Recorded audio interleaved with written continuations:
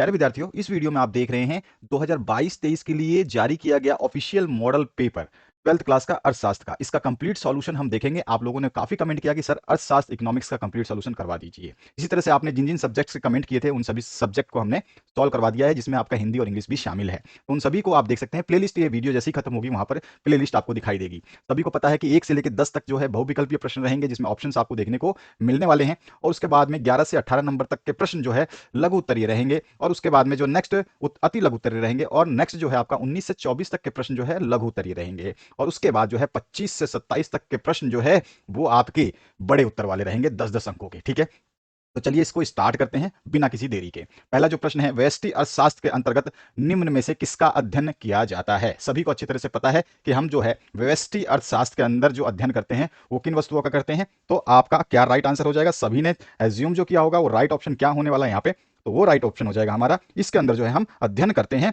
व्यक्तिगत इकाई का। तो हमारा जो राइट आंसर हो जाएगा वो फर्स्ट ऑप्शन करेक्ट हो जाएगा।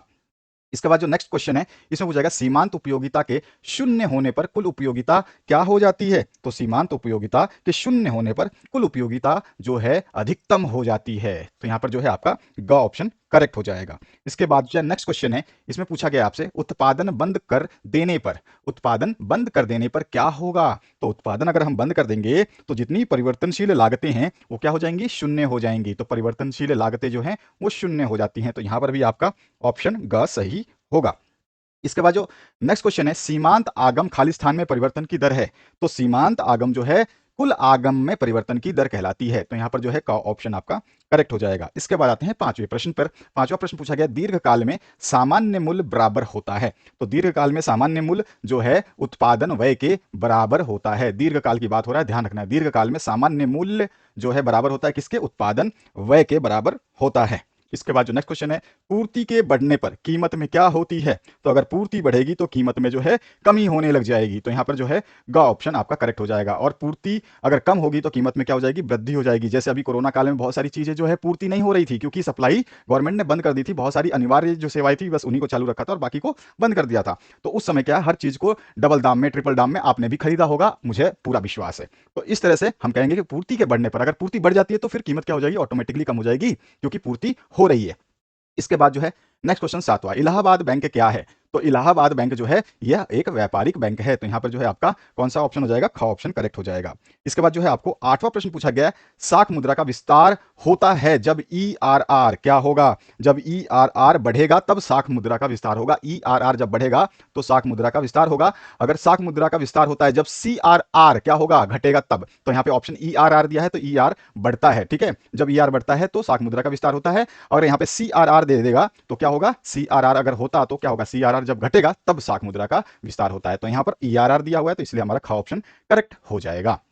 नेक्स्ट जो क्वेश्चन है, मुद्रा के कार्य क्या हैं। तो मुद्रा के कार्य जो है विनिमय का माध्यम भी है, मूल्य का मापक भी है और मूल्य का संचयन भी करता है। तो मुद्रा के मेन कार्य में ये शामिल होते हैं। तो यहाँ का आंसर जो हो जाएगा घ। उपयुक्त सभी जो है इसके राइट आंसर हैं। इसका 10वां जो प्रश्न है, मुद्रा वह धुरी है जिसके चारों ओर अर्थ विज्ञान चक्कर लगाता है। यह कथन किसने दिया था? तो यह कथन जो है मार्शल का दिया हुआ है। तो यहां पर ख ऑप्शन करेक्ट हो जाएगा। तो इस तरह से हमने बहुविकल्पीय 10 प्रश्नों के उत्तर देखे। अब हम बात करेंगे बड़े प्रश्नों के। तो यहाँ पे अति लघु उत्तरीय प्रश्न जो है इसमें पूछा गया है 11वां नंबर, व्यष्टि अर्थशास्त्र और समष्टि अर्थशास्त्र में मुख्य अंतर क्या है। तो आप अच्छी तरह से पढ़ चुके हैं, आपको स्कूल में बता दिया गया होगा। फिर भी मैंने यहाँ पर जो 3 मार्क्स के हिसाब से कम आपको 3 से 4 अंतर लिखने होंगे। तो मैंने टेबुलर फॉर्म में जो है अंतर बताया, एक तरफ लिखा है व्यष्टि अर्थशास्त्र और एक तरफ लिखा है समष्टि अर्थशास्त्र। और यहाँ पर जो है इनकी डेफिनेशन के हिसाब से और एग्जाम्पल भी हमने दिए हैं। तो एग्जाम्पल भी आपको लिख देना है। इससे क्या होता है कि आपको पूरा समझ में आ जाता है। हम इसमें क्या करते हैं तो व्यक्तिगत स्तर पर जो है आर्थिक समस्याओं का अध्ययन करते हैं और यहाँ पर संपूर्ण अर्थशास्त्र को आर्थिक इकाइयों का अध्ययन करते हैं, जिसमें राष्ट्रीय आय, कुल उपभोग और साम्य कीमत सब कुछ शामिल किया जाता है। इसमें एक उपभोक्ता या एक फर्म या एक उत्पादक के बारे में बात की जाती है। इसी तरह से हमने और भी डिफरेंसेस जो है यहाँ पर 2, 3, 4, 5 एंड 6 डिफरेंसेस जो है लिख दिए हैं। अब आते हैं हम नेक्स्ट क्वेश्चन पे, जहां पर जो चीज बताने वाली होगी वहां पे मैं डिस्कस करता हुआ चला जाऊंगा, आपको बताता हुआ जाऊंगा। इन सभी पीडीएफ को डाउनलोड कर सकते हैं। बीच बीच में आपको लिंक दिखाई देगी कि पीडीएफ आपको किस जगह से डाउनलोड करनी है। आप डिस्क्रिप्शन बॉक्स अगर जानते हैं, नाम जानते हैं, सुने हैं, अगर डिस्क्रिप्शन बॉक्स आपको पता है तो डिस्क्रिप्शन बॉक्स में जाते ही पहली ही लिंक है पीडीएफ आंसर लिंक, उसको ओपन करके आप पीडीएफ को डाउनलोड कर सकते हैं। सभी विषय के अवेलेबल करा दिए गए हैं आप लोगों के लिए। जो जो सोल्यूशन हमने यूट्यूब पे अपलोड किए हैं उन सभी के आंसर्स को पीडीएफ फॉर्म में आप लोगों के सुविधा के लिए जो अपलोड कर दिए गए हैं। यदि आपको पीडीएफ चाहिए तो आप वहां से डाउनलोड कर सकते हैं। अगर आपको पीडीएफ की आवश्यकता नहीं है तो आप वीडियो से जो है सारे के सारे आंसर्स को देख सकते हैं। तो यहाँ पे 12वां जो प्रश्न पूछा गया है, अर्थशास्त्र में उत्पादन का अर्थ समझाइए। 3 अंक का क्वेश्चन पूछ लिया। अब इसमें उत्पादन का अर्थ हमें थोड़ा सा गहराई से समझाना होगा, अन्यथा 3 नंबर तो मिलेंगे नहीं। तो सबसे सरल भाषा में बात कर दें तो अर्थशास्त्र में उत्पाद या उत्पादन जो है कुछ संसाधनों, तकनीकों और श्रम से किसी उपभोग करने वाली वस्तु को बनाने की विधि को कहा जाता है। तो अर्थशास्त्र में उत्पादन क्या होता है? अर्थशास्त्र में उत्पादन जो है कुछ संसाधनों, कुछ तकनीकों और श्रम से किसी उपभोग करने वाली वस्तु को बनाने की विधि होती है। अब हम इसको थोड़ा सा डिटेल में बताएंगे क्योंकि हमें 3 नंबर लेना है, आधे नंबर का 1 नंबर का तो क्वेश्चन है नहीं। तो हम इसमें बताएंगे उत्पादन वह प्रक्रिया है जिसके द्वारा आगतों, जिसको हम बोलते हैं क्या, जो हमारे इनपुट्स हैं, ठीक है, आगतों मतलब इनपुट्स, और निर्गत यानी कि आउटपुट्स में परिवर्तित किया जाता है। जो हमारे को मिलता है हम उससे कुछ उत्पाद बना के निर्गत बोलते हैं। तो ये हमारा आगतों का मतलब क्या होता है? ये हमारा आगत मतलब होता है कि ये इनपुट है, ठीक है। तो ये इनपुट हो गया, और जो है निर्गत क्या है? ये हमारा आउटपुट हो गया, ठीक है। तो ये बस आपको ध्यान रखना है कि निर्गत और आगतों में आपको कंफ्यूज नहीं होने। तो निर्गत क्या होता है? तो आपका ये इनपुट होता है, और सॉरी, आगत जो है आपका इनपुट होता है, और निर्गत क्या होता है? आउटपुट। जो आपने इनपुट लिया उससे कुछ ना कुछ प्रोडक्ट बनाया होगा तो उसी में परिवर्तित किया जाता है। और उत्पादन उत्पादकों या फर्मों द्वारा किया जाता है। एक फर्म जो है श्रम, मशीन, भूमि, कच्चा माल जैसे विभिन्न आगतों का प्रयोग करती है। यह उत्पाद जो है उपभोक्ताओं द्वारा उपभोग किया जा सकता है या अन्य फर्मों द्वारा कोई और फर्म जो है उसको आगे उत्पादन के लिए उपयोग कर सकती है। जैसे कि मान लीजिए मैंने टायर बनाया, तो केवल टायर तो जो है जनरली बिकेगी जब जब वो टायर के लिए, टायर से कोई गाड़ी बन जाएगी। या फिर मैंने शीशा बनाया, साइड ग्लास बनाया, तो गाड़ी में लग जाएगी तब बिकेगी, और फिर वो गाड़ी में से टूटेगी तो मैं शीशे को अलग से मार्केट में बेच सकता हूँ। तो इस तरह से जो है हर चीज का अलग अलग उपयोग है, और उसको दूर दूर तक दूसरे दूसरे इंडस्ट्रीज में बार बार उपयोग किया जाता है। कुछ तो डायरेक्ट बन जाती है जिनका सीधा उपयोग किया जा सकता है, कुछ जो है आप जो है दोबारा उसको उपयोग करके और अच्छा बना सकते हैं। उदाहरण के लिए अगर हम बात करें तो हमें यहाँ पे उदाहरण दे देना है, क्योंकि 3 नंबर हासिल करना है तो कोई भी एक उदाहरण दे देंगे। मैंने यहाँ पे 3-4 उदाहरण दिए हैं। उदाहरण जो है, एक दर्जी एक सिलाई मशीन, कपड़ा, धागा और स्वयं के श्रम को कमीज बनाने के लिए उपयोग करता है। ये पहला उदाहरण हो गया। अगर आप दूसरा उदाहरण देना चाहें तो एक कृषक अपनी भूमि, श्रम और ट्रैक्टर, बीज, खाद, पानी आदि को गेहूं या कुछ भी फसल उत्पन्न करने में उपयोग करता है। इसी तरह से एक कार निर्माता जो है भूमि का फैक्ट्री के लिए, जो भूमि होती है उसको फैक्ट्री लगाने के लिए उपयोग करता है। मशीन और श्रम और दूसरे विभिन्न आगत यानी कि जितने भी इनपुट है, जैसे कि स्टील है, आपका एल्यूमिनियम है, रबड़ है, इन सभी को कार के उत्पादन के लिए प्रयोग करता है। एक रिक्शा चालक की बात करें तो रिक्शा जो है, रिक्शे वाला जो है स्वयं को श्रम का उपयोग करके जो है इसका उपयोग करता है। तो एक घरेलू सहायक अपने श्रम का उपयोग करके सफाई सेवाएं उत्पन्न करने में करता है। तो इसमें से आप कोई भी एक एग्जांपल लिख सकते हैं। सारे एग्जांपल्स आप नॉर्मल जानते हैं, आपने आपके सामने भी देखे हुए हैं कि एग्जांपल्स जो है काम करते हैं। इसके बाद अगला जो प्रश्न है, फिर से 3 अंक के प्रश्न देखते जाएंगे, उसके बाद अंक आपका चेंज हो जाएगा। 6 अंक के प्रश्न आ जाएंगे, उसके बाद 10 अंक के प्रश्न आएंगे। उत्पादन फलन की परिभाषा देनी है। तो उपादानों, जिसको हम इनपुट या कि आगतों को, और उत्पादनों को, आउटपुट्स के फलन संबंध को जो है, फलन यानी कि फंक्शनल रिलेशनशिप को जो है हम उत्पादन फलन कहते हैं। उत्पादन फलन हमें यह बताता है कि समय की एक निश्चित अवधि में उपादानों के परिवर्तन से उत्पादन आकार में किस प्रकार और कितनी मात्रा में परिवर्तन होता है। इस प्रकार उपादानों की मात्रा और उत्पादन की मात्रा के भौतिक संबंध को उत्पादन फलन कहा जाता है। और उत्पादन फलन केवल भौतिक मात्रात्मक संबंध पर आधारित होता है, इसमें मूल्यों का समावेश नहीं होता है, क्योंकि हम इनपुट लेते हैं और आउटपुट उससे निकालते हैं। ठीक है, तो ये उत्पादन फलन जो है इनके संबंध को बताता है। गणितीय रूप में लिखें तो उत्पादन फलन जो है QX equals to function of ABCD है, जहां पर QX जो है वस्तु X का भौतिक उत्पादन है, और ABCD जो है उत्पत्ति के विभिन्न साधन हो सकते हैं, जिसमें श्रम, भूमि कुछ भी हो सकता है। अब इसमें क्या है, उत्पादन फलन की परिभाषा देनी है। केवल परिभाषा लिख देते तो 3 नंबर तो मिलेगा नहीं, तो हमने उत्पादन फलन को समझाया। अब इसके डेफिनेशन से आप कोई भी एक दे सकते हैं। मैंने वाटसन के शब्द भी लिखे हैं और लेफ्टविच के शब्द भी लिखे हैं, तो आप दोनों में से किसी का भी डेफिनेशन जो है याद करेंगे। और अर्थशास्त्र या फिर आपका BST यानी कि बिजनेस स्टडीज, इन सभी जो ऐसे हमारे बुक्स होते हैं या फिर ऐसे पेपर्स होते हैं, उसमें ज्यादातर हम जितने भी शब्द यूज करेंगे डेफिनेशन के लिए, तो मैक्सिमम कोशिश करेंगे कि किसी ना किसी अर्थशास्त्री के द्वारा वो दिए गए हों, किसी ना किसी जो है राइटर के द्वारा दिए गए हों, तो उसका वैल्यू बहुत ज्यादा इंपैक्ट करता है एक एग्जामिनर को। तो यहाँ पर जो सोल्यूशन दिए जाते हैं, एक मेरिट में बच्चा कैसे लिखता है और मेरिट क्यों आता है, क्यों उसके अच्छे नंबर आते हैं, आप भी लिख के आते हैं लेकिन आपके नंबर कम आते हैं, तो उसका रीजन यही है कि आप जो है क्वेश्चन को सही तरीके से और सटीक तरीके से नहीं बता पाते हैं। आते हैं हम नेक्स्ट क्वेश्चन की तरफ, जिसमें है सीमांत लागत से क्या अभिप्राय है। तो सीमांत लागत क्या होता है, सीमांत लागत का मतलब क्या है, सीमांत का अभिप्राय क्या होता है, एक अतिरिक्त, यानी कि एक अतिरिक्त कोई भी चीज जो है वो सीमांत कहलाती है। सीमांत का मतलब क्या होता है, एक अतिरिक्त यानी कि वन एडिशनल। इसका मतलब क्या होता है, अर्थात एक अतिरिक्त इकाई का उत्पादन करने से कुल लागत में, यानी कि हम 10 चीज बना रहे हैं और 11वीं चीज बनाते हैं, उस समय 10 चीज बना रहे थे तो जितना पैसा लग रहा था ठीक है, हम जैसे 11वीं चीज बनाते हैं तो जितना पैसा लग रहा था उसमें कितनी वृद्धि होती है, तो कुल लागत में जो पैसे हम लगा रहे हैं उसमें कितनी वृद्धि होती है, उस इकाई विशेष की सीमांत लागत कहा जाता है। इस डिफिनेशन को आप समझ चुके होंगे। और सीमांत लागत जो है केवल परिवर्तनशील लागतों पर निर्भर करती है, ध्यान रखना है, ये स्थिर लागतों पर निर्भर नहीं करती है। ये MCQ भी बनता है, तो ये भी आपको लाइन ध्यान रखनी है। यानी कि हम बोल सकते हैं MC जो है आपका यहाँ पे बोलेंगे सीमांत लागत जो है आपका वो क्या होता है, टीवीसी टोटल वेरिएबल कॉस्ट के बराबर होता है, ठीक है ना। और इसको हम एक डायग्राम से बना देंगे, क्योंकि 3 नंबर भैया आपको 3 नंबर लेने हैं तो केवल 2 लाइनों से तो आपको मिलेगा नहीं, तो हम 2-3 चीजें हम इसमें जरूर बताते हैं। और जो है एमसी को हम लिख सकते हैं टीसी अपॉन में क्यू, यानी कि कुल लागत में परिवर्तन, टोटल जो है आपका जो भी लग रहा है उसमें परिवर्तन, अपॉन में उत्पादन मात्रा में परिवर्तन, क्वांटिटी जितनी हम चेंज कर रहे हैं उसमें, ठीक है। तो हम एमसी बराबर टीसी अपॉन में क्यू भी लिख सकते हैं, ध्यान रखना है आपको। और ये कर्व है जिसमें टीवीसी जो है आपका टोटल वेरिएबल कॉस्ट जो है, इस तरह से हम हैशिंग में दिखा देंगे कि आपका जो है सीमांत लागत केवल परिवर्तनशील लागतों पर निर्भर करता है, तो इसमें जो है ये डिपेंडेंट रहता है अंदर की तरफ, ठीक है, मार्जिनल कॉस्ट के अंदर ही रहता है, ठीक है। तो इस तरह का ये ग्राफ बनता है इसका सीमांत लागत का। आते हैं नेक्स्ट क्वेश्चन की तरफ, औसत लागत, ठीक है, और जो है सीमांत लागत में कैसा संबंध पाया जाता है, तो हम कह सकते हैं औसत लागत एवं सीमांत लागत में संबंध क्या होता है। पहला हम बता सकते हैं दोनों की गणना उत्पादन को कुल लागत द्वारा की जाती है, तो दोनों की गणना उत्पादन की कुल लागत द्वारा की जाती है, उत्पादन की, तो यहाँ पर आपको उसको की कर लेना, कहीं मिस्टेक है तो हम उसको सही करते हुए चलेंगे, मात्राओं की मिस्टेक हो सकती है, तो यहाँ पर जो है हम क्या कर देंगे, उत्पादन की कुल लागत द्वारा की जाती है, दोनों की गणना उत्पादन की कुल लागत द्वारा की जाती है, यानी कि हम कहेंगे औसत लागत जो है कुल लागत बटे में कुल उत्पादन होता है, और सीमांत लागत जो होता है वो क्या होता है, कुल लागत में परिवर्तन बटे में उत्पादन मात्रा में परिवर्तन। अगर आप इंग्लिश मीडियम के स्टूडेंट्स हैं तो इंग्लिश मीडियम के लिए आपको कमेंट करना होगा कि सर हमें इंग्लिश मीडियम में सॉल्यूशन चाहिए, क्योंकि सॉल्यूशंस बनाने में बहुत ही समय लगता है और बहुत ही डिटेल में, और समस्या ये है कि इन सभी सॉल्यूशंस को बनाते समय हमें ये ध्यान रखना पड़ता है कि बच्चे को ये लिखने में कोई परेशानी ना हो। इसमें हम दूसरी चीज बता देंगे, क्योंकि ये 3 नंबर का क्वेश्चन है, लागत में और एमसी में संबंध तो हमने बता दिया, इसमें और भी संबंध बताएंगे, क्योंकि इसमें एक ही संबंध नहीं होता है, तो ये हमने पहली संबंध बताई कि दोनों की गणना है उत्पादन की कुल लागत द्वारा की जाती है। साथ ही साथ दूसरा संबंध क्या होता है, आरंभ में एसी वक्र जो है गिरता है तब एमसी वक्र का एक सीमा तक गिरता रहता है, ठीक है। तो यहाँ पे देखोगे कि आप जो है ये एसी वक्र जो है गिर रहा है, तो यहाँ पर एमसी वक्र जो है वो एक सीमा तक गिरता रहता है, ठीक है, किंतु एक अवस्था के बाद में एमसी वक्र जो है बढ़ना आरंभ कर देता है, ठीक है, और एक सीमा के बाद में जो है ये बढ़ना आरंभ कर देता है। अब इसके बाद में यद्यपि एसी वक्र गिरता रहता है, और इसमें जो है एसी वक्र क्या होता है, ये आपका गिरता ही रहता है। देखो ये आपका यहाँ से उठना शुरू कर दिया, इसी पॉइंट से, ए पॉइंट से ये एमसी वक्र उठना शुरू कर दिया, लेकिन एमसी वक्र जो है ए पॉइंट के बाद भी जो है नीचे गिरता हुआ दिखाया जाए। इस प्रकार जो है घटती औसत लागत की दशा में एमसी सदैव औसत लागत से कम होती है, यानी कि हम कह सकते हैं कि एमसी कम होती है एसी से, ठीक है। मार्जिनल कॉस्ट जो है एग्रीगेट जो आपने होता है उससे आपका क्या होता है, कम होता है, ठीक है। और जब आपका नेक्स्ट जो है इसमें अब तीसरी कंडीशन क्या बताया, जब एसी न्यूनतम होती है तब एमसी वक्र एसी वक्र को नीचे से काटता है, ठीक है। ध्यान रखना है, यहाँ पे सारे ग्राफ में चीज दिखाई गई, अर्थात न्यूनतम औसत लागत सीमांत लागत के बराबर हो जाती है, यानी कि तीसरी कंडीशन जो है इसमें क्या होता है, एमसी बराबर में एसी होती है। और चौथी कंडीशन क्या होती है, जब एसी बढ़ता है तो एमसी वक्र जो है एसी से ऊपर होता है, एवं साथ ही साथ एसी वक्र से तीव्र गति से बढ़ता है, यानी कि हम कह सकते हैं इसमें कि एमसी जो है क्या हो जाता है आपका, एमसी जो है ज्यादा हो जाता है एसी से। तो यहाँ पे साइन जो है नहीं है, तो साइन इसको लगा लीजिए कि एमसी जो है इसमें ज्यादा हो जाता है एसी से, तो यहाँ पर आपको ये वाला साइन यूज कर लेना है, ठीक है।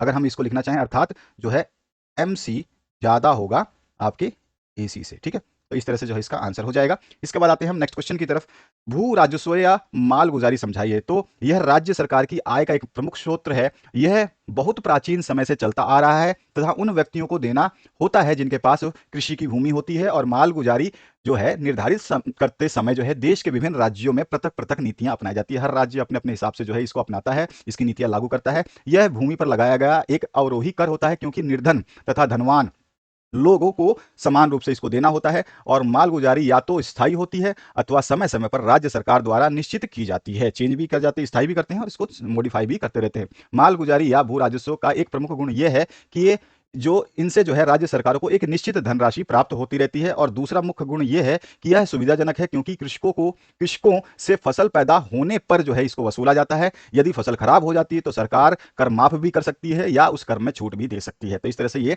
इसके दो फायदे भी हैं।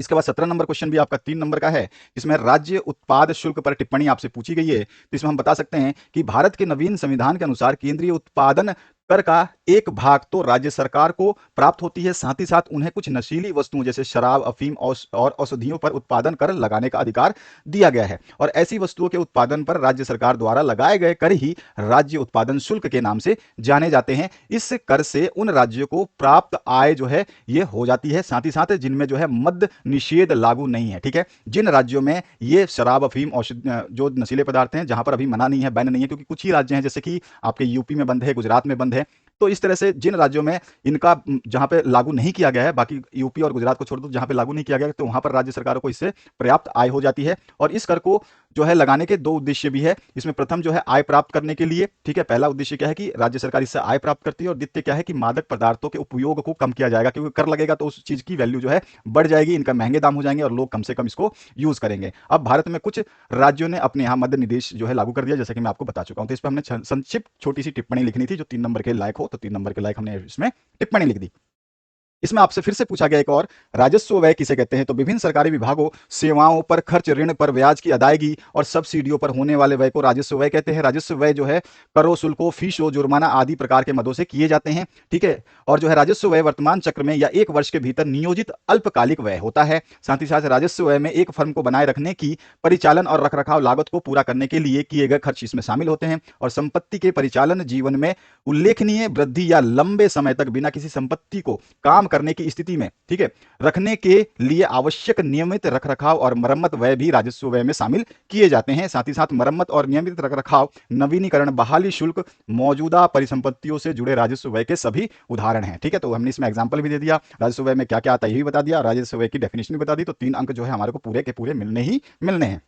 अब आते हैं हमारे 6 अंकीय प्रश्न पे, जिसमें लघु उत्तरीय प्रश्न है। पहला प्रश्न पूछा गया, मांग को प्रभावित करने वाले तत्व कौन कौन से हैं? तो मांग को प्रभावित करने वाला सबसे पहला तत्व है वस्तु की कीमत, ठीक है। तो वस्तु की कीमत जो है इसको प्रभावित करती है, क्योंकि ये सबसे महत्वपूर्ण घटक माना जाता है। उसके बाद में जनसंख्या में परिवर्तन होगा तो भी आपकी मांग प्रभावित होगी। यदि स्त्रियों की संख्या ज्यादा होगी तो क्रीम पाउडर, चूड़ियों की मांग बढ़ेगी। यदि जनसंख्या में वृद्धों की ज्यादा संख्या बढ़ती है, वृद्ध ज्यादा रहते हैं, उम्र से मतलब उनकी उम्र लंबी रहती है, तो उनको छड़ी, ऐनक, नकली दांत वगैरह की अधिक मांग होती है। तो ये कंडीशन पे भी डिपेंड करता है कि वस्तुओं की मांग किस परिवर्तन पर डिपेंड करती है। तो जनसंख्या परिवर्तन पर इस तरह से डिपेंड करती है। इसके बाद जो है आप बोल सकते हैं तीसरा जो है, मुद्रा की मात्रा में परिवर्तन अगर हो जाए तब भी जो है ये आपकी बिल्कुल क्या होगी, प्रभावित होगी। जलवायु और मौसम में परिवर्तन हो जाए, गर्मी ज्यादा पड़े, बर्फीला मौसम हो जाए, सर्दी ज्यादा लगे, तो उस समय भी आपको कभी कभी जो है, आप सर्दी में है तो आप जो है ऊनी वस्त्र जो है ज्यादा पहनते हैं और जो है कोयले का उपयोग करते हैं, ठीक है। सर्दी में जो है चाय ज्यादा पीते हैं, तो वही सारी चीजें जो है इसमें शामिल की जाती हैं। इसके अलावा क्या है, तो धन के वितरण में परिवर्तन अगर हो जाए, यानी कि मान लो कि जैसे जैसे पैसे हमारी सैलरी बढ़ गई, ठीक है, और सैलरी कम हो गई या फिर बढ़ गई, तो उस समय भी हम क्या, बढ़ेगी तो हम कुछ ना कुछ चीजें खरीद लेंगे। अरे यार फ्रिज खराब हो गया, बहुत दिनों से अटक अटक के चल रहा है, चल फ्रिज नया ले लेते हैं, पैसे इस बार सैलरी बढ़ गई है। तो ये धन के वितरण में भी हमारा जो है इसका जो है प्रभाव देखने को मिलता है। वस्तु की पूर्ति में परिवर्तन हो जाए तब भी जो है इसका प्रभाव देखने को मिल जाएगा। अगर वस्तु अगर कम सप्लाई करें तो कीमत बढ़ जाएगी, और वस्तु बहुत ज्यादा सप्लाई करे तो कीमत घट जाएगी, जो कि एमसीक्यू में हमने देखा। उपभोक्ता की आय बढ़ेगी घटेगी तब भी जो है आपका इस पे इफेक्ट पड़ेगा। सरकार की अगर कोई नीति आ जाती है, टैक्स वगैरह नया लग जाता है, तो भी जो है इसको प्रभावित करती है। तो ये सारे के सारे चीजें हैं, जिसमें से 5 से 6 चीजें लिखनी है, क्योंकि ये 6 नंबर का क्वेश्चन है, ध्यान रखना है।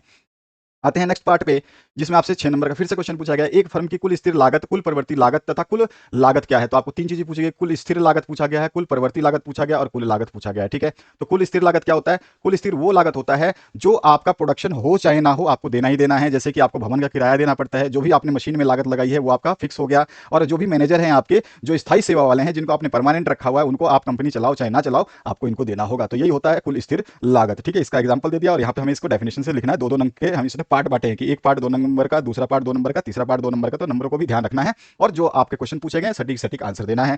इस तरह से कुल परिवर्तनशील लागत क्या होता है? तो जैसे परिवर्तनशील लागत जो है ये चेंज होता रहता है। अगर आपकी प्रोडक्शन में रेट बढ़ती है, यानी कि आप उत्पादन ज्यादा करते हैं, तो ये परिवर्तनशील लागत भी ज्यादा हो जाएगा, क्योंकि आपको ज्यादा माल बनाने के लिए ज्यादा कच्चे माल की आवश्यकता होगी, ठीक है, ज्यादा श्रमिकों की आवश्यकता होगी, ज्यादा बिजली खर्च होगा। तो ये सारे के सारे क्या है, आपके परिवर्तनशील लागत है। तो इसके एग्जाम्पल हम दे देंगे, तो यहां से भी हमारा आंसर कंप्लीट होता है। और कुल लागत जो अंतिम में हम बता देंगे कि किसी वस्तु की एक निश्चित मात्रा का उत्पादन करने के लिए उत्पादक को जितने कुल व्यय करने पड़ते हैं, चाहे वो मशीन में लगाए, चाहे वो भवन में लगाए, चाहे वो स्टाफ के वेतन में लगाए, या फिर मजदूरों के वेतन में लगाए, विद्युत खर्च में लगाए, सारे का जोड़ जो है वो कुल लागत बताती है। और यह जो है कुल लागत का फॉर्मूला हम कह देंगे कि स्थिर लागत प्लस में परिवर्तनशील या परिवर्ती लागत को जोड़ जो है कुल लागत बताता है।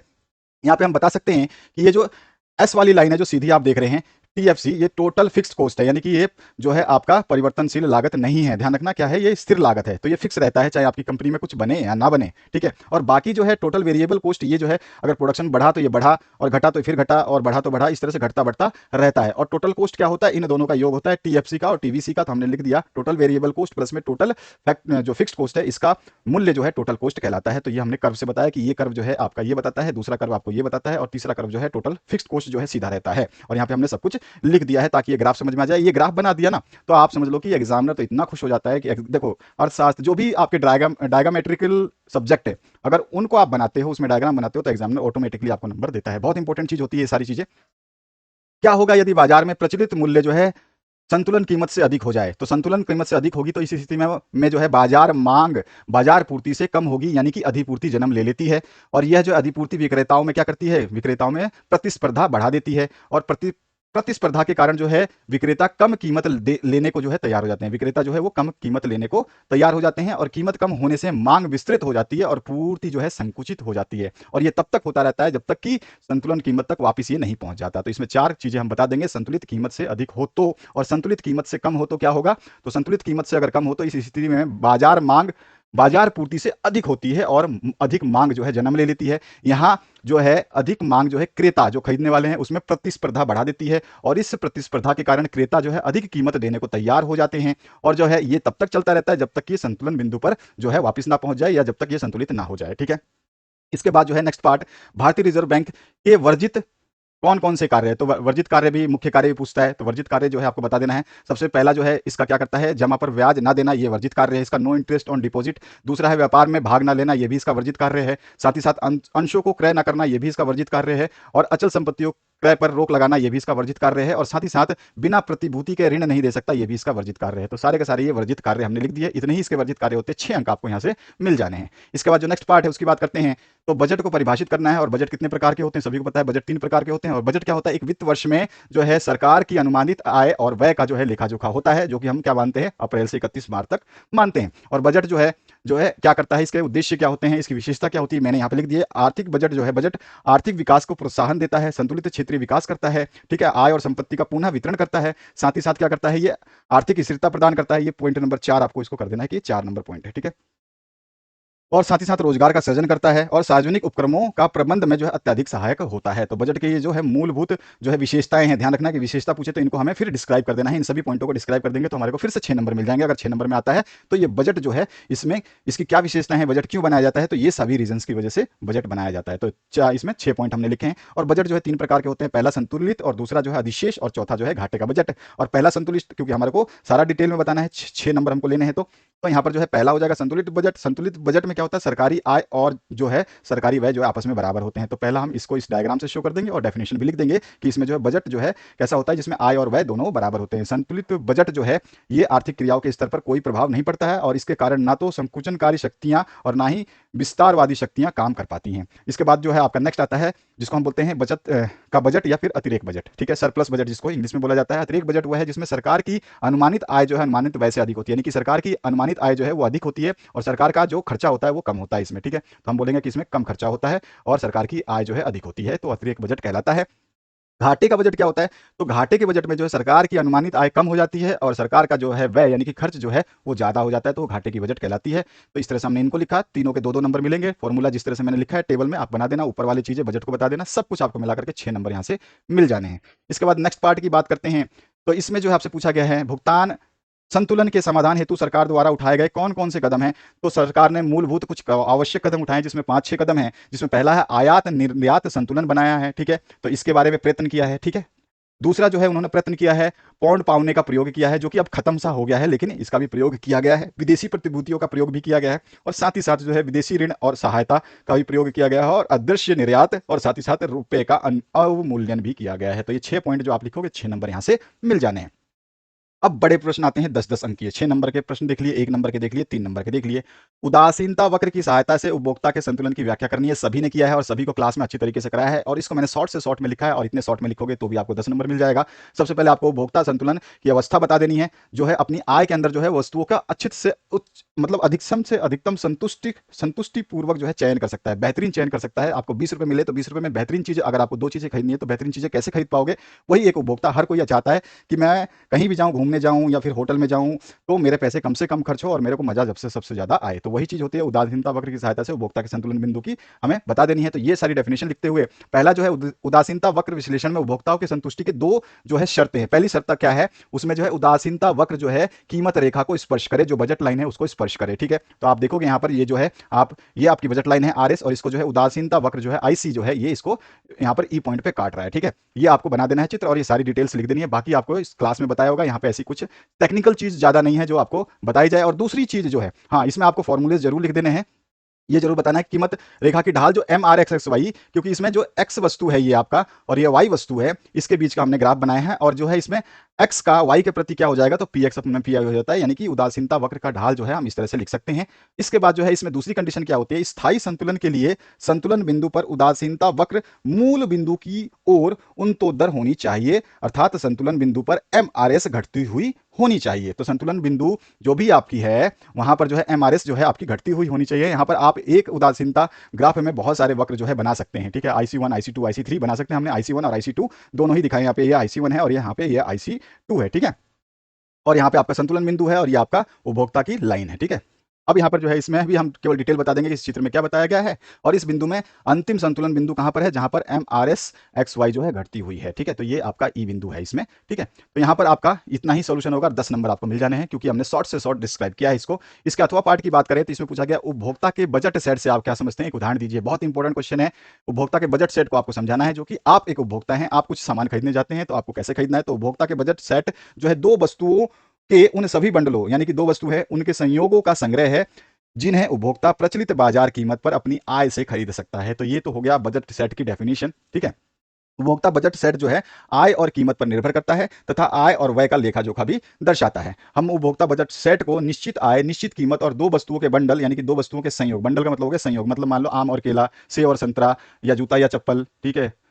तो इस तरह से कोई भी चीज के दो चीजों में से हमें जो है इसको चूज करना है, तो हम कैसे करेंगे। तो उपभोक्ता निश्चित आय, निश्चित कीमत के कारण केवल उन्हीं बंडलों यानी कि संयोगों को खरीद सकता है जिनका मूल्य उसकी आय से कम हो या फिर वो बराबर हो। मान लिया कि जैसे कि आय हमारी 20 रुपए है, ठीक है, आय कितनी मानी हमने 20 रुपए है, तो हमारा या तो व्यय तो 20 रुपए, टोटल 20 का 20 रुपए खर्च कर देंगे, या 20 रुपए से हम कम खर्च कर सकते हैं, इससे ज्यादा हम खर्च नहीं कर सकते, क्योंकि हमारे पास जो पैसा है उससे अधिक पे हम जा ही नहीं सकते। तो बजट सेट क्या होगा, तो बजट सेट हम बता देंगे, बजट सेट उन सभी बंडलों का संग्रह है जिससे उपभोक्ता विद्यमान बाजार कीमत पर अपनी आय से वस्तुएं खरीद सकता है। अब हम उदाहरण जो हमने लिया है उस उदाहरण पे यहाँ पे टेबुलर फॉर्म में बताएंगे। 10 नंबर लेना है तो केवल 4 लाइनें लिखने से आपको नहीं मिलेगा, 10 नंबर लेने हैं ना ये, तो 10 नंबर को लिखने के लिए मेहनत करनी पड़ेगी, और मेहनत बहुत सिंपल सी है, बहुत छोटी सी है, जो आप आराम से कर सकते हो।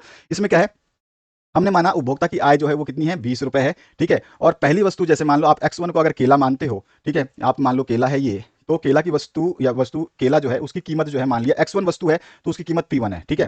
तो उसकी 5 रुपए रखी, और हमने माना कि दूसरी वस्तु भी जो है, ताकि कैलकुलेशन हमारी इजी हो जाए, तो हमने माना कोई वस्तु दूसरी है जो कि सेव है, उसकी कीमत हमने P2 मानी, यानी X2 वस्तु है तो उसकी कीमत जो है P2 मानी, प्राइस P2 मतलब प्राइस, और X2 मतलब कि कोई वस्तु 2 नंबर है, वस्तु 1 नंबर की कीमत P1 मानी कि प्राइस 1 है, ठीक है। तो ये भी 5 रुपए और ये भी 5 रुपए। अब जो हम जानते हैं कि मैक्सिमम हम कितनी चीजें खरीद सकते हैं, तो हम यहाँ पर देख सकते हैं कि एक वस्तु अगर मैं खरीदूं, टोटल में कितनी वस्तुएं खरीद सकता हूं, तो मैक्सिमम मैं 4 वस्तुएं खरीद सकता हूं, क्योंकि एक की कीमत 5 रुपए है। अगर मैं 4 वस्तुएं खरीदता हूं तो 5 रुपए इसकी कीमत है, तो हर टोटल कीमत 20 रुपए हो जाएगी। इसका मतलब मेरे पास केवल चयन करने के लिए 4 वस्तुएं ही खरीद सकता हूं, चाहे मैं एक्स पूरे 4 खरीद लूं, चाहे मैं X2 4 खरीद लूं, या फिर मैं X2 2 खरीदूं, या फिर मैं X1 2 खरीदूं, या फिर X1 1 खरीदूं, या फिर X2। तो इस तरह से हम जो है यहाँ पर एक बजट सेट तैयार करते हैं कि सबसे पहले माना कि हमने कोई भी वस्तु नहीं खरीदी, हमने यहाँ पे बंडल लिख दिया कि हमने कोई वस्तु नहीं खरीदी, और हमने यहाँ पे लाल कलर जो है वो आपको बताया है कि ये X1 है, रेड कलर, और जो ब्लैक कलर में जो लिखी गई है वो वस्तु X2 है, ताकि आपको समझने में कोई समस्या ना हो, ठीक है। तो X1 जो है लाल कलर में दर्शाई गई है, ये X1 वस्तु खरीदेंगे तो ये लाल कलर में दिखाई गई है, और X2 जो वस्तु है उसको हमने ब्लैक कलर में दिखाया ताकि आपको समझ में आ पाए। तो हमने यहाँ पे पहले सबसे पहले बंडल सेट बनाए कि हम जो है दोनों वस्तु नहीं खरीद रहे हैं, इसका मतलब जो है हमारा बंडल क्या बन रहा है, 0 और 0, और वह क्या हो रहा है, यानी कि हम खरीद ही नहीं रहे हैं, बाजार गए हैं लेकिन हमने खरीदा नहीं, तो हमारे पास बचा क्या, 20 रुपए बच गए। इसी तरह से हम दूसरी बार क्या करते हैं कि वस्तु एक जो है नहीं लेते हैं, ठीक है, लेकिन वस्तु दूसरी एक लेते हैं, ठीक है। तो बजट सेट जो है हमारा बंडल कैसा बन जाएगा कि वस्तु हमने एक नहीं ली और वस्तु 2 नंबर 1 ली, यानी कि हमने खर्च कितना किया, एक वस्तु की कीमत कितनी है, 5 रुपए, चाहे X खरीदे तो भी और Y खरीदे, X2 खरीदे तो भी या X1 खरीदे तो भी।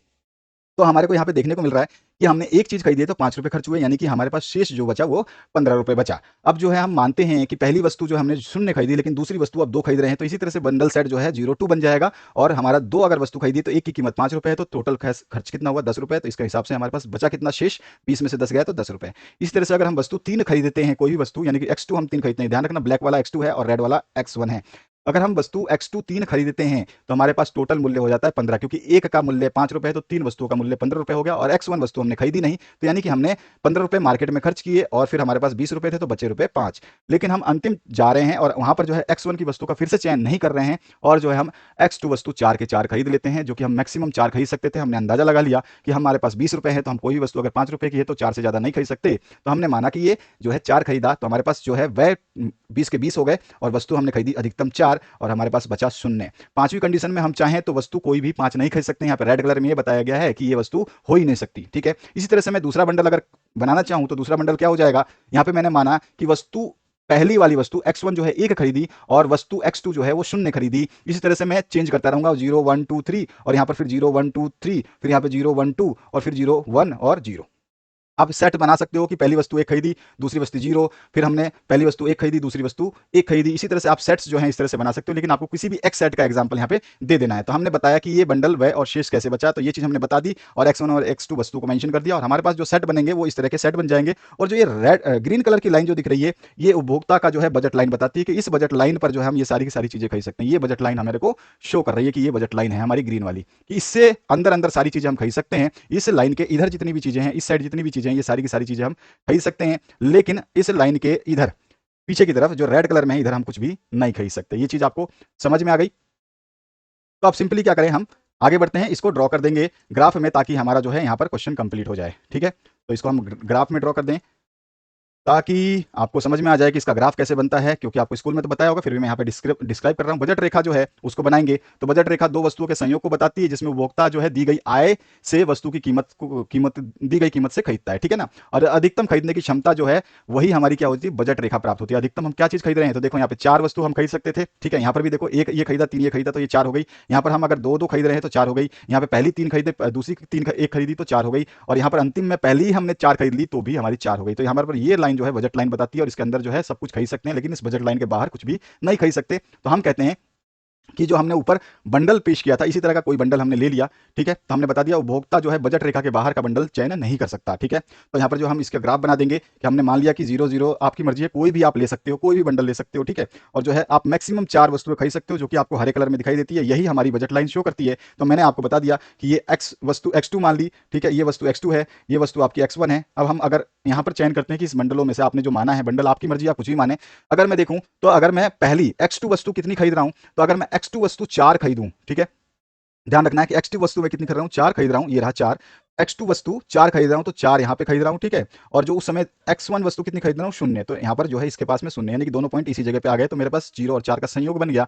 अगर मैं यहां पर आऊं, हरे वाले को ही हम बजट लाइन कहते हैं, तो हरे वाले को पहले ड्रॉ करेंगे, ऑटोमेटिकली बजट लाइन ड्रॉ हो जाएगी। अगर मैं x1 वस्तु 1 खरीदूं, x1 वस्तु 1 खरीदूं, x1 वस्तु यहां पर देखो 1 है, ठीक है। और x2 वस्तु कितनी खरीदूं, 3, x2 वस्तु यह रहा 3, तो x2 वस्तु 3 खरीदा, तो ये रहा हमारे पास लाइन। तो ये लाइन हमने मिला दी, तो हमारे पास बजट रेखा की दूसरी पॉइंट मिल गई। इस तरह से अगर मैं दोनों वस्तु 2 खरीदूं, तो x2 वस्तु मैंने 2 खरीदी, जो कि 2 वाली ये लाइन रही, और x1 वस्तु 2 खरीदी, वो रही ये लाइन। तो इन लाइनों को मिलाया तो ये लाइन बन गई, हमारे पास तीसरा पॉइंट आ गया। इस तरह से अगर मैं x1 वस्तु 3 खरीदूं, तो x1 वस्तु ये रही 3, और 3 को मैंने, और y उस समय कितनी खरीदी, जब इसको 3 खरीदा, तो y में 1 ही खरीदूंगा। मैंने बता दिया था स्टार्टिंग में कि हम 4 ही वस्तु मैक्सिमम खरीद सकते हैं 5 रुपए के मूल्य के हिसाब से, अगर हमारे पास 20 रुपए है तो वो x2 वस्तु 1 आई, तो x2 वस्तु 1 यानी कि 1 और 3 को मिलाए तो हमारे पास तीसरी बिंदु भी प्राप्त हो गई। और हम बात करें कि मैं 4 ही पहली वस्तु खरीद लेता हूं, यानी कि x1 जो वस्तु मैंने 4 खरीद ली, तो x1 वस्तु मैंने 4 खरीद ली, इसका मतलब है कि मैं x2 वस्तु खरीद ही नहीं सकता, तो x2 वस्तु जो है 0 रहेगी। तो 4 वाली लाइन, मतलब 0 और 4 की लाइन कहां मिलेगी, यहां पे मिलेगी। और इन सभी लाइनों को मिलाया तो मेरे पास जो लाइन बनी, ये बजट रेखा को दर्शाती है, ठीक है। यही हमारी बजट रेखा है, ठीक है।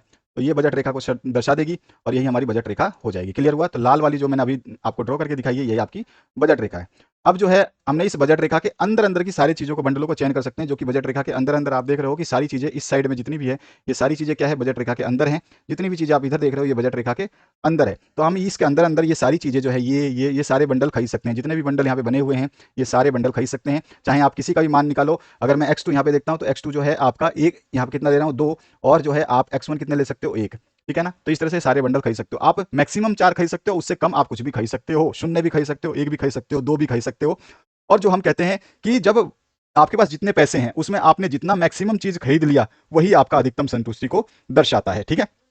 तो ये ग्राफ बना दिया। आप ग्राफ बनाने के बाद इसकी कैलकुलेशन टेबल बना देंगे, ताकि एग्जामिनर 10 नंबर पूरे के पूरे दे दे। ये चीज हमें ध्यान रखनी है। तो मैं सबसे पहले यहाँ पर जो चीज है आपके लिए हटा देता हूं, ताकि आपको कोई कंफ्यूजन ना रहे। पीडीएफ प्राप्ति के लिए लिंक मिलती रहेगी, उस लिंक को आप जो है देख सकते हैं, और वीडियो के बीच बीच में वो लिंक आती रहेगी। आप उस लिंक पे जाकर के अपने जो भी पीडीएफ अगर डाउनलोड करना चाहते हैं तो वो कर सकते हैं। अब यहाँ पर जो है बजट सेट या बजट रेखा जो है, उसके बीच का जो है हम बता देंगे कि अधिकतम संतुष्टि कब मिलेगी। तो हम मानते हैं कि हमारी आय, जो हमने बताया था स्टार्टिंग में कि हमारी आय कितनी है, वो है हमारे पास m, ठीक है। आय कितनी है, m रुपीज है। तो हमने माना कि आई जो है वो एम है, ठीक है। वस्तु एक की कीमत, यानी अगर वस्तु नंबर एक है तो उसकी कीमत प्राइस नंबर एक मान लिया, ठीक है। इस तरह अगर वस्तु नंबर दो है तो हमने बताया था कि वस्तु नंबर दो होगी तो उसकी प्राइस नंबर टू मान लेंगे, यानी कि पैसे, उसका प्राइस कीमत जो है दो, और यहाँ पे प्राइस यानी कीमत नंबर एक, ठीक है। तो हमारा जो संयोग का फॉर्मूला बनेगा वो क्या बन जाएगा, यानी कि P1 प्राइस नंबर एक इंटू वन प्लस में P2 into two equals to M होगा, ठीक है। ध्यान रखोगे ना आप, यानी कि यहां देखो, पहली वस्तु का मूल्य गुणा में पहली वस्तु की मात्रा, इसी तरह से दूसरी वस्तु का मूल्य इनटू में दूसरी वस्तु की मात्रा x2 जो भी हमने मात्रा मानी है, ठीक है, बराबर क्या हो जाएगा, हमारे आय के बराबर हो जाएगी। इस तरह से हम वस्तु दो की बात करें तो वस्तु दो में भी यही चीज लागू होगी कि पहली वस्तु की मात्रा, ठीक है, और दूसरी पहली वस्तु की कीमत और पहली वस्तु की मात्रा प्लस में पहली दूसरी वस्तु की कीमत और दूसरी वस्तु की मात्रा जो है वो क्या हो, इस m से कम हो, ठीक है। या तो ये m से कम हो या फिर m के बराबर। हमने स्टार्टिंग में बताया था हम जो है अपने बजट के पूरे पैसे खर्च करके खरीद सकते हैं या बजट से कम खरीद सकते हैं। तो दोनों कंडीशन हमने बता दी कि आप जो है खरीदने के लिए क्या यूज कर सकते हैं, तो ये चीज यूज करते हैं, ये फॉर्मूला आपका यूज कर सकते हैं। तो हमने माना कि हम जो है या तो बजट पैसे जो है पूरे खर्च करेंगे या फिर अपने पास जितने पैसे हैं उससे कम खर्च करेंगे। तो एक कंडीशन तो बनती है कि हम बराबर जितना पैसा है हमारे पास उसके बराबर खर्च कर दें, और दूसरी कंडीशन बनती है कि हमारे पास जो पैसा है उससे कम खर्च करें, ठीक है। तो ये दो कंडीशंस बनती हैं, ठीक है। तो हम यहाँ पे पहला फॉर्मूला लिख देते हैं। फॉर्मूला हमें पता है कि जो है क्या होता है कि अगर खर्च जो है आपका आय से क्या हो, कम हो, खर्च जो हमारे पास 20 रुपए है लेकिन हमने खर्च क्या किया 15 रुपए, तो बजट रेखा के अंदर के बंडलों का हम चयन कर लेंगे तो हमारी बचत हो जाएगी। बचत कब होगी, जब इस बजट रेखा, क्योंकि इस बजट रेखा पे हर चीज हम चार खरीद रहे हैं, देख रहे हो आप, यहाँ पे भी चार खरीदा है, यहाँ पे भी चार खरीद रहे हैं, यहाँ पे भी चार खरीद रहे हैं, यहाँ पे भी चार खरीद रहे हैं और यहाँ पे भी चार खरीद, हर जगह पे चार खरीद रहे हैं, यानी कि अधिकतम वस्तु खरीद रहे हैं और हमारे पास कुछ भी पैसे नहीं बचते हैं। लेकिन इस बजट रेखा के अंदर अंदर कुछ भी खरीदेंगे तो हमारे पास पैसे बच जाएंगे, ठीक है ना। तो यही चीज हमें बताइए कि अगर हम बचत करते हैं, अगर बचत करते हैं तो यहाँ पे देखो खर्च क्या होगा, कम होगा आय से। अगर खर्च कम होता है तो बजट रेखा के अंदर के बंडल का चयन करेंगे, यानी कि इसके अंदर अंदर का चयन करेंगे, और अंदर का चयन करेंगे तो हमारे पास क्या हो जाएगा, कोई भी आप चयन कर सकते हैं। मैंने माना कि एक एक वस्तु चयन किया, कहाँ से, यहाँ से आप ले लीजिए कि बजट रेखा का ये बिंदु ले लिया, आप चाहें तो बजट रेखा का ये ले सकते हैं। बजट रेखा के अंदर हरे को छोड़ करके आप जो ब्लू वाले, हल्के ब्लू वाले जो आसमानी कलर है, इसके अंदर के सारे बंडलों का चयन कर सकते हैं जिसमें आपकी बचत हो सकती है। लेकिन हरा कलर वाला अगर आप बंडल चूज करते हैं तो यह बजट रेखा को दर्शाएगी जिसमें आपकी बचत तो नहीं होगी लेकिन आपको मैक्सिमम संतुष्टि मिल जाएगी। तो यहाँ पे आप बता सकते हैं कि जो आपके पास में हमने एक बंडल जो है एक एक लिया, यानी कि वस्तु x1 एक ली, वस्तु x2 भी एक ली, और हमें पता है कि कीमत x1 की 5 रुपए है, वस्तु हमने एक ली, देखो 5 रुपए कीमत थी और x1 वस्तु एक ली। इसी तरह से प्लस में हमने वस्तु जो दूसरी है उसका प्राइस तो 5 रुपए ही था और वो भी हमने एक ली, क्योंकि हमने बंडल क्या एक एक का चयन किया, यानी कि 5 गुणा एक प्लस में 5 गुणा एक बराबर कितनी है, तो हमारे पास m का m कितना है, हमारे पास आय है, आय कितना है 20, और जो है 5 गुणा एक कितना होता है 5, प्लस में 5 गुणा 1 5 बराबर नहीं होगा 20 रुपए के। अगर बराबर नहीं है तो इसका मतलब क्या हुआ, मेरा खर्च कितना हुआ 10 रुपए, ठीक है, जो कि 20 रुपए से बहुत कम है। यहाँ पे क्या हुआ, मेरे पास में खर्च जो है वो आय से कम हुआ, इसका मतलब क्या हुआ कि मुझे जो है बचत मिल रही है, ठीक है। अब इसी तरह से यहाँ पर अगर खर्च और आय दोनों बराबर हो जाएं तो मुझे जो है यहाँ पर अधिकतम संतुष्टि मिलती है, ठीक है। ये उपभोक्ता का इष्टतम चयन माना जाता है, ध्यान रखना, ये उपभोक्ता का इष्टतम चयन माना जाता है कि सारे पैसे खर्च करके मैंने मैक्सिमम चीजें खरीद ली। तो यहाँ पर क्या होगा कि मैक्सिमम मैं चार ही चीजें खरीद सकता हूँ, या तो वस्तु x1 चार खरीद लूं, या वस्तु x2 चार खरीद लूं, या वस्तु x1 तीन खरीद लूं, या वस्तु x2 एक खरीद लूं, या वस्तु जो भी हमारे पास ये ग्रीन कलर में है ये सारे के सारे बंडलों में से किसी बंडल का चयन कर सकते हैं। तो हम कोई भी एक बंडल उठा लेते हैं कि माना कि वस्तु एक मैंने तीन खरीदी और वस्तु दो जो है मैंने एक खरीदी। अब मेरे को पता है कि हर वस्तु का मूल्य 5-5 रुपए है, तो 3 गुणा में 5, पहली वस्तु जो है मूल्य से गुणा कर दिया और दूसरी वस्तु की संख्याओं को मूल्य से गुणा कर दिया, और जो है हमारे कितनी आनी चाहिए, ये आय के बराबर आनी चाहिए। आय कितनी मानी हमने 20 रुपए, तो 5 गुणा 3 15 और 5 इंटू 1 5, और दोनों को मिलाया तो 20 रुपए का बराबर हो गया, यानी कि रिजल्ट क्या आया 20 बराबर 20, जहां पर हमारी आय और व्यय बराबर हो गए, जहां पर हमें उपभोक्ता को इष्टतम चयन जो है मिल जाता है और अधिकतम संतुष्टि मिलती है। इसके अलावा तीसरी कंडीशन क्या होती है कि हमारी खर्च जो है आय से ज्यादा हो। ये पॉसिबल नहीं होगा क्योंकि हमारे जो इतने भी ये खर्च है, यहाँ पे 5 बंडल दिखाए गए हैं, ये 5 बंडल हम चयन नहीं कर सकते, ये 5 बंडल जो भी इससे बाहर वाले बंडल है हम चयन कर ही नहीं सकते, ठीक है। इसीलिए हमने रेड कलर में इसको दिखाया है, आपको दिखाने की आवश्यकता नहीं, लेकिन मैं आपको बता रहा हूँ। तो आपको केवल दो ही लाइन बनानी है, दो ही टेबल बनानी है, तीसरी टेबल की आवश्यकता नहीं पड़ती है, लेकिन आप बनाना चाहें तो बना सकते हैं। एग्जामिनर और भी संतुष्ट होकर के 10 मार्क्स दे देगा और इन टेबलों को देखते ही फटाफट। तो खर्च जब ज्यादा होगी आय से तो ये पॉसिबल नहीं है। बजट रेखा का बंडल का चयन हम नहीं कर सकते क्योंकि यहाँ पर जो है आय कम खर्च अधिक होगी। आय क्या है हमारी कम हो जा रही है और खर्च जो है हमारा क्या हो जा रहा है, अधिक हो जा रहा है। तो खर्च अगर अधिक होगा और आय कम है तो हम कोई चीज खरीद नहीं सकते। यानी कि मैं मान लूं कि x1 मैंने दो खरीदा, दो चीज ली, x1 जो है उसकी मात्रा 2 ली और x2 की मात्रा 3 ली, तो अब इसको गुणा करूं तो मैं देखता हूं कि इसका टोटल मूल्य जो है 25 के बराबर आ रहा है, जो कि पॉसिबल ही नहीं है। मेरे पास 20 रुपए थे और जो मेरा खर्च है वो 25 रुपए हो रहा है, जो कि पॉसिबल नहीं है, यानी कि हम इसमें बंडल का चयन नहीं कर सकते। तो यही चीज इसमें तीसरे वाले टेबल में बताई गई है।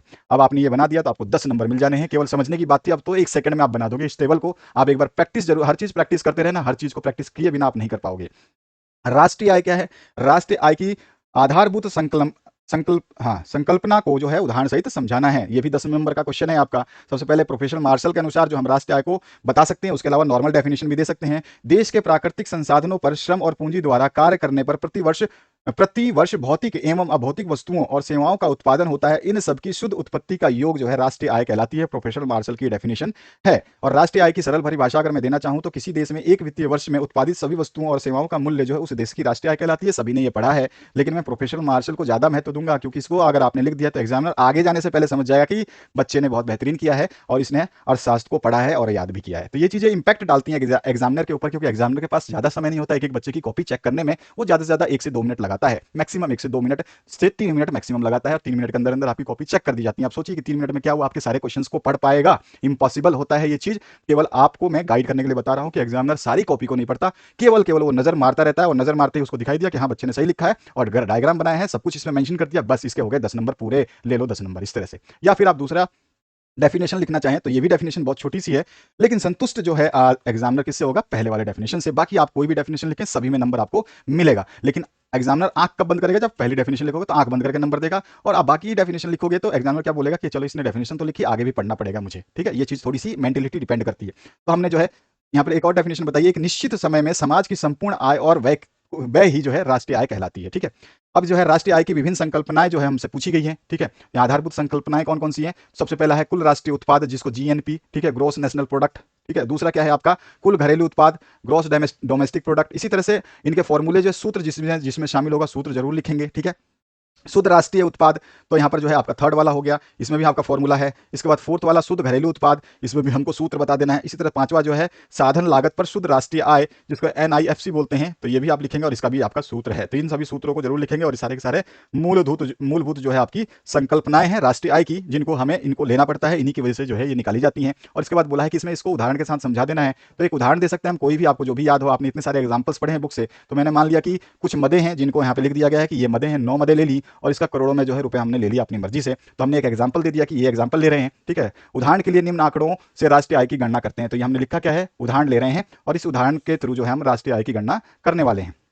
अब जो है राष्ट्रीय आय की गणना के लिए हमारे को सारा का सारा जो फॉर्मूला हमें पता है। राष्ट्रीय आय कैसे निकालेंगे? तो निजी अंतिम उपभोग व्यय जो भी हमको दिया गया है, यहाँ पे सब कुछ लिखा है कि निजी अंतिम उपभोग कितना है, प्लस क्या करते हैं, सरकारी अंतिम उपभोग व्यय को हम क्या करते हैं? प्लस करते हैं। निर्यात को भी प्लस करते हैं। किसको माइनस करते हैं? हम आयात को माइनस करते हैं। ध्यान रखना, आप जो जो रेड कलर में दिख रहे हैं वो हम माइनस करेंगे, तो आयात को हम माइनस करते हैं। उसके बाद में सकल घरेलू पूंजी निर्माण को हम प्लस करते हैं। स्थायी पूंजी का उपभोग जो है इसको हम माइनस करते हैं। ठीक है, इसी तरह से जो अगला है शुद्ध अप्रत्यक्ष कर, इसको भी हम माइनस करते हैं। और इसके बाद जो है अगला जो है शुद्ध विदेशी साधन से आय जो है उसको हम प्लस कर देते हैं। तो ये सारे के सारे जो ब्लैक में लिखे हैं सारे प्लस होंगे, और जो रेड कलर में हमने दिखाए हैं ये आपका माइनस हो जाएगा। तो जो जो यहाँ पे वैल्यूज हैं उन वैल्यूज को अब यहाँ पे पुट करेंगे, तो हमने यहाँ पे पुट कर दिया सभी को, और जो जो माइनस करने वाली चीजें थी उनको माइनस कर दिया, और जो है हमारे पास लास्ट में वैल्यू आ गई 1,16,200 करोड़ रुपए। ठीक है, तो ये हमारे पास एक एग्जांपल के थ्रू समझ भी लिया, और इस तरह के क्वेश्चंस भी आते हैं, न्यूमेरिकल भी आएंगे। ध्यान रखना, यहाँ पर न्यूमेरिकल नहीं दिया गया इस पूरे क्वेश्चन पेपर में, लेकिन न्यूमेरिकल जो है आने की पूरी संभावना होती है, और 1 से 2 न्यूमेरिकल आते हैं, ज्यादा न्यूमेरिकल्स नहीं आते हैं, ध्यान रखना है।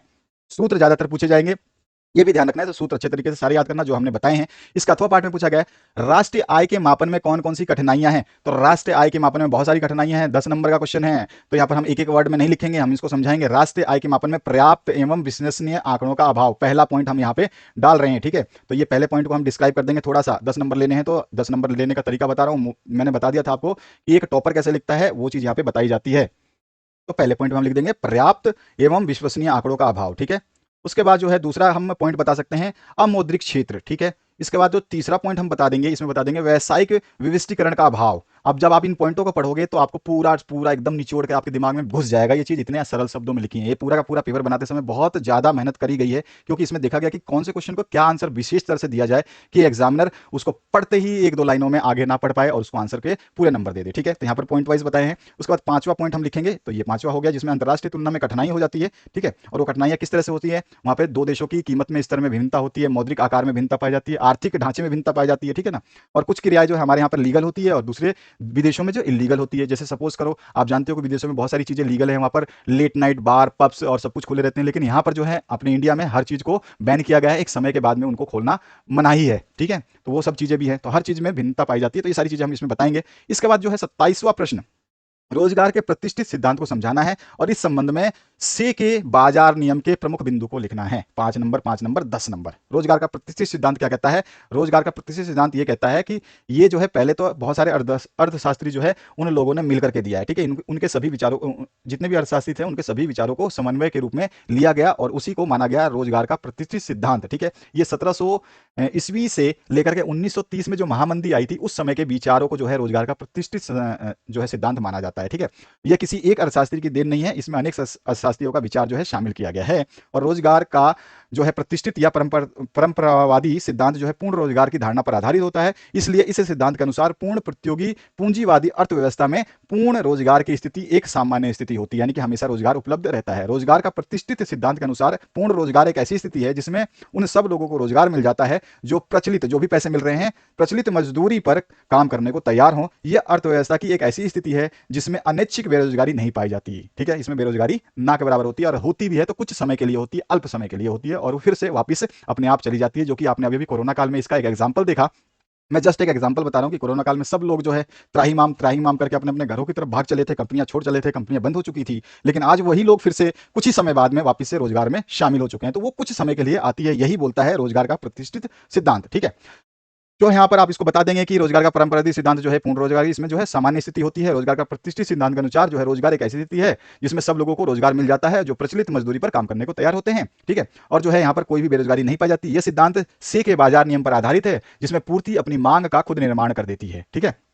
अब इसमें रोजगार का प्रतिष्ठित सिद्धांत की मान्यताएं क्या है ये बता देंगे और हमारा जो है एक पार्ट इसका खत्म हो जाएगा, 5 नंबर मिल जाएगा। रोजगार का प्रतिष्ठित सिद्धांत इस मान्यता पर आधारित है कि बाजार में पूर्ण प्रतियोगिता पाई जाती है और इस सिद्धांत में जो हम मानते हैं कि कीमतों, मजदूरी और ब्याज दरों को जो है लोचशील माना जाता है, ठीक है। आवश्यकता अनुसार जो है इसमें परिवर्तन किए जा सकते हैं और इस सिद्धांत के अनुसार जो हम एक और आवरण मात्र यह है कि इसकी आर्थिक क्रियाओं पर कोई प्रभाव नहीं पड़ता। साथ ही साथ इन आर्थिक क्रियाओं में सरकार की ओर से किसी प्रकार का हस्तक्षेप भी नहीं माना जाता, ठीक है। बाजार मांग और पूर्ति की शक्ति या कीमतों को निर्धारित करने के लिए जो है स्वतंत्र होती हैं, क्योंकि यहाँ पर देखो कि सरकार की ओर से कोई हस्तक्षेप नहीं होता। यानी कि अभी कोरोना काल में जितने भी लोग अपने गांव घर गए हैं, कंपनियां बंद हुई हैं या कंपनियां छोड़ी, तो सरकार ने किसी को रोजगार नहीं दिया, ठीक है ना। तो ये चीज है कि सरकार उसमें हस्तक्षेप नहीं करता, जो चीज है वो जैसे चलती रहे। इसमें बाजार खुद अपनी शक्तियों का इस्तेमाल करता है और वही जो है अपने निर्धारण करने के लिए स्वतंत्र रूप से आजाद है। रोजगार का प्रतिष्ठित सिद्धांत जो है अल्पकाल में लागू होता है, तुरंत जो है इसका खत्म हो जाता है, ठीक है। साथ ही साथ जो है बचत और निवेश दोनों ही बाजार की दर पर निर्भर करते हैं। यह भी मान्यता है कि अर्थव्यवस्था जो है हमारी क्या है, एक बंद अर्थव्यवस्था है जिसमें बाहरी विदेशी जो व्यापार है उसको इसमें शामिल नहीं किया जाता, ना ही उसका इसमें प्रभाव माना जाता है, ठीक है। तो ये हो गए हमारे अर्थ जो आपके इस सिद्धांत की जितनी भी हमने बताई, रोजगार का प्रतिष्ठित सिद्धांत क्या होता है, उसकी क्या संकल्पनाएं हैं और इस सिद्धांत का क्या मान्यताएं हैं, वो सारी बता दी। अब सी का बाजार नियम भी पूछा है, उसको बता देंगे।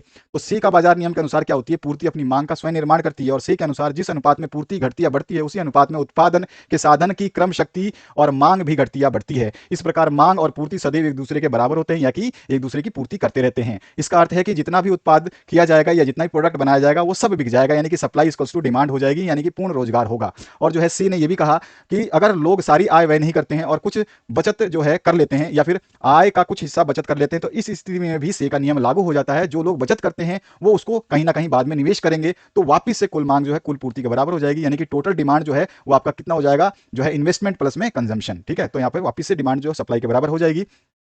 तो ये जब तक बचत और निवेश बराबर है तब तक पूर्ण रोजगार रहेगा, यानी कि जितना भी आपका सेविंग है वो इन्वेस्टमेंट अगर बराबर है, सेविंग और इन्वेस्टमेंट बराबर है तब तक पूर्ण रोजगार रहेगा। यदि किसी अवस्था में बचत और निवेश बराबर नहीं होते तो ब्याज दर को इतनी छूट दी गई है। आप देखते हैं ना, कभी ब्याज दर बढ़ जाता है, कभी ब्याज दर घट जाता है। आपने देखा होगा बैंक ने ब्याज बढ़ा दिया, अरे जीएसटी में ब्याज बढ़ गया, ये ब्याज बढ़ गया। तो ये ब्याज दर क्या होते हैं, यही परिवर्तित कर करके जो है उस अर्थव्यवस्था को जो है वापस से बराबर पटरी पर लाने का काम करती है। यदि किसी अर्थव्यवस्था में बचत और निवेश बराबर नहीं होते हैं, जो कि हमारा होना चाहिए, इस कंडीशन के हिसाब से होना चाहिए, अगर ये बराबर नहीं होते हैं तो ब्याज की दरों में जो है संशोधन करके को बराबर कर दिया जाता है।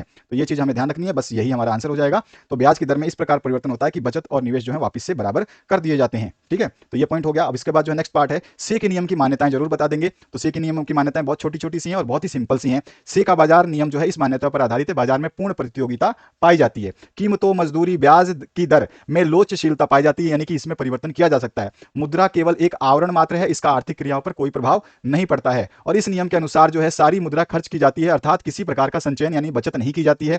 और जो है से का नियम कहता है, उसकी मान्यताएं हैं। और आर्थिक क्रियाओं में सरकार की ओर से कोई भी हस्तक्षेप नहीं होता है। बाजार का आकार जो है विस्तृत होता है। से का बाजार नियम जो है दीर्घकाल में लागू होता है और उत्पादन उपभोक्ता की पसंद के अनुसार किया जाता है, इसलिए जितना भी उत्पाद होता है वो अवश्य ही खरीद लिया जाता है। क्लियर हो गया। आपको समझ में आ गया होगा पूरा का पूरा पेपर।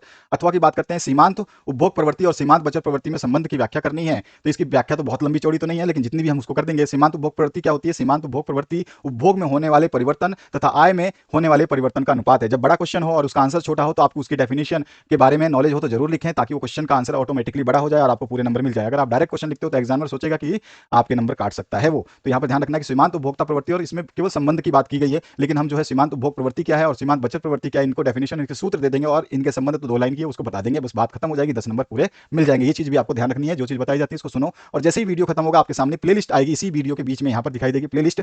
इस प्लेलिस्ट को टच करके जितने भी सब्जेक्ट आपको देखने हैं सारे के सारे देख सकते हो, पूरे के पूरे सब्जेक्ट उसमें अवेलेबल हैं।